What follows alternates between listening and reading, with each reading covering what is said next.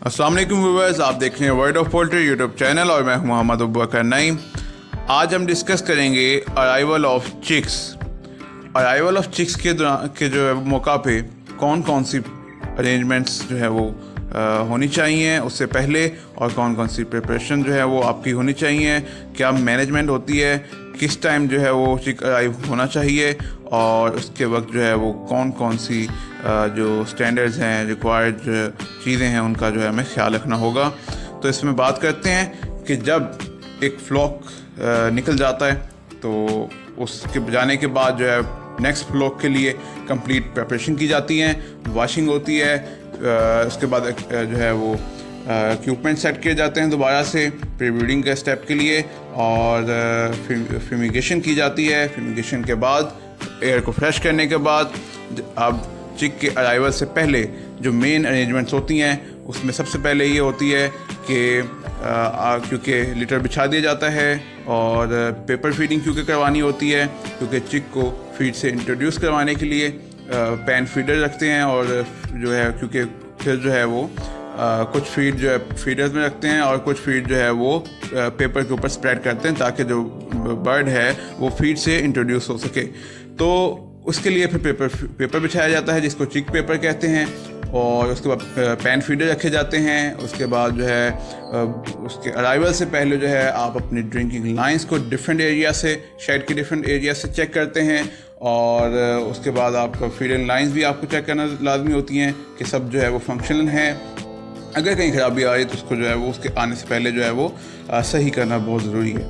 तो इसी तरह इसके बाद जो है आपका मोस्ट इम्पॉर्टेंट टेम्परेचर है आपके बर्ड के अराइवल से पहले। अगर विंटर सीज़न है तो विंटर सीज़न में आपको 48 आवर्स अगो जो है वो शेड का टेम्परेचर जो है वो सेट करना होगा बर्ड के अराइवल से, और अगर जो है वो समर सीज़न है यानी गर्मियों का मौसम है तो आपको जो है वो 24 घंटे पहले जो है वो टेम्परेचर सेट करना होगा, और ताकि जब तक बर्ड आए तो उसके जो टेम्परेचर है वो उसके स्टैंडर्ड पे सेट हो सके। इसी तरह ह्यूमिडिटी को आपने सेट करना होता है, और इसके अलावा आपने अपने लाइट इंटेंसिटी के लिए अपने आप चेक करना है कि बल्ब ख़राब तो नहीं है, सब वर्किंग में है, ये भी आपने चेक करना है। इसके अलावा आपके फ़ैन वर्किंग कर रहे हैं, आपका कूलिंग पैड वर्किंग कर रहे हैं, आपके वेंट्स वर्किंग कर रहे हैं, तो आपने सब कुछ जो है वो उसको बर्ड के अराइवल से पहले चेक करना ज़रूरी होता है। और अब बात करते हैं कि जब बर्ड का जो अराइवल का टाइम है, बर्ड को मोस्टली जो है वो नाइट के टाइम पे जो है अराइव किया जाता है शेड के ऊपर। उसकी मेन रीज़न ये होती है कि क्योंकि बर्ड ने हैचरी से जो है वो फार्म तक आना होता है और इसके दरमियान डिस्टेंस होता है, और इस रात के वक्त जो है वो टेम्परेचर थोड़ा, अगर गर्मियों की बात करें तो टेम्परेचर जो है वो थोड़ा कम होता है, जिससे जो है वो बर्ड जब आएगा तो उसको डिहाइड्रेशन की प्रॉब्लम नहीं फेस करनी पड़ेगी। इसी तरह जो है वो रोड्स के ऊपर ट्रैफिक भी थोड़ा कम होता है, और इससे जो है वो नॉइस स्ट्रेस में भी जाने से जो है वो बचेगा। तो इसलिए जो है वो प्रेफर किया जाता है कि बर्ड को नाइट के टाइम अराइवल करवाया जाए। तो जब वो अराइव हो जाता है उसके बाद सबसे पहले ये होता है कि आपने जैसे फार्म पे आता है, अगर ब्रॉयलर की बात करें तो उसके आने के फौरी बाद ही जो है वो वैक्सीन की जाती है, NDIB की वैक्सीन होती है, और इसको ये वैक्सीन जो है स्प्रे फॉर्म में होती है।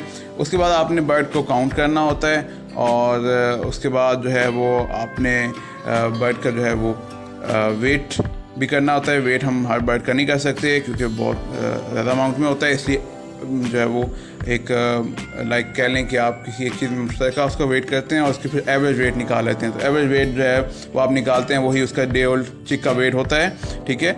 और उससे आप जो है वो अंदाज़ा भी लगा सकते हैं कि ये बर्ड जो है वो किस क्वालिटी का बर्ड है, ठीक है, A क्वालिटी का है, B क्वालिटी का है या C क्वालिटी का। इसके अलावा आप जो है वो बर्ड की एक्टिविटी चेक करते हैं, इससे जो है वो इससे भी आप अंदाज़ा लगा सकते हैं बर्ड की क्वालिटी के हवाले से।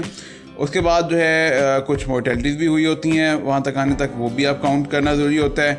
और इसी तरह जब आप वेट कर लेते हैं और काउंटिंग कर लेते हैं तो आप फिर प्लेसमेंट भी साथ से करते हैं, बर्ड का प्लेसमेंट हो रही होती है, ठीक है। और इसको जेंटली आपने प्लेस करना है, बुरे तरीके से प्लेस नहीं करना, और ताकि जो बर्ड जो है वो स्ट्रेस में ना जाए।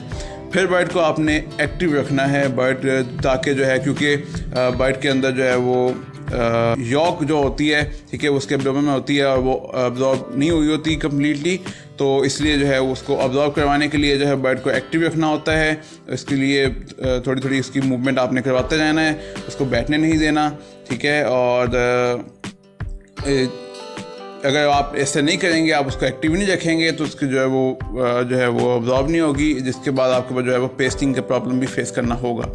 अच्छा, जब आप बर्ड आ जाए तो आपने उसका देखना है कि बर्ड जो है वो बर्ड जो है वो इजीली है, बर्ड फीड खा रहा है, बर्ड जो है वो पानी पी रहा है, बर्ड फीड पे लग गया है, पानी फिर रहा है, चल फिर रहा है, साथ जुड़ के नहीं बैठा, मुंह खोल के सांस नहीं ले रहा, तो इस मीन्स कि आपका बर्ड जो है वो कंफर्टेबल है, उसको एनवायरनमेंट जो है वो कंफर्टेबल फील कर रहा है।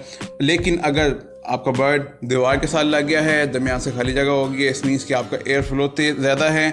और अगर आपका बर्ड जो है वो जुड़ के बैठ गया है, इस मीन्स कि जो है उसको सर्दी लग रही है। अगर आपका बर्ड जो है वो दूर दूर बैठा है, मुंह खोल के पेंटिंग कर रहा है, जिसको हम पेंटिंग कहते हैं, तो इस मीन्स कि उसको आपका जो शेड का टेम्परेचर है वो ज़्यादा है। तो इसलिए आपने जो है इन चीज़ों का ख्याल रखना है, इन चीज़ों को साथ साथ नोट करना है, ठीक है। और वहाँ पे साथ साथ ही आपने जो है वो मैनेजमेंट अपनी सही करते रहना है। इसके अलावा बात करें तो फिर अब बर्ड जो है वो अराइव हो गया है, और इसके बाद अगला स्टेप जो है वो ब्रूडिंग स्टेप आ जाता है। और इसके अंदर भी शेड का आपने सेंटर एरिया कैलकुलेट किया होता है, वहाँ पे रखते हैं। हीटिंग सोर्स को जो है वो इंट्रोड्यूस करवाने के लिए भी जो है इसके चिक गार्ड का भी यूज़ किया जाता है। तो ये ब्रूडिंग के अंदर सारा स्टेप आता है। इंशाल्लाह ब्रूडिंग वाले लेक्चर में जो है हम इसको डिस्कस करेंगे। आई होप आपको वीडियो पसंद आएगी। वीडियो को लाइक करें, शेयर करें, चैनल को सब्सक्राइब करें। मिलते हैं नेक्स्ट वीडियो में, तब तक के लिए अल्लाह निगहबान।